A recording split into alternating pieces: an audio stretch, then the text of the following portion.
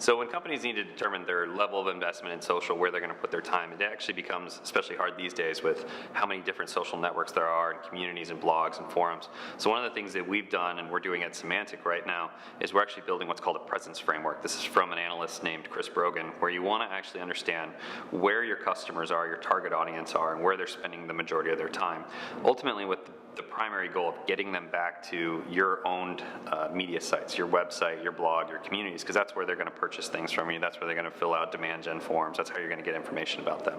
So we come up with a framework where you have three different types of ways to divide that space. You have what's called your home bases, your blogs, your community, and your website. And then you have what's called your outposts. These are places like Facebook, Twitter, YouTube. They're communities that someone else owns. They're channels that someone else owns or has created, but you have the ability to set up a branded outpost there.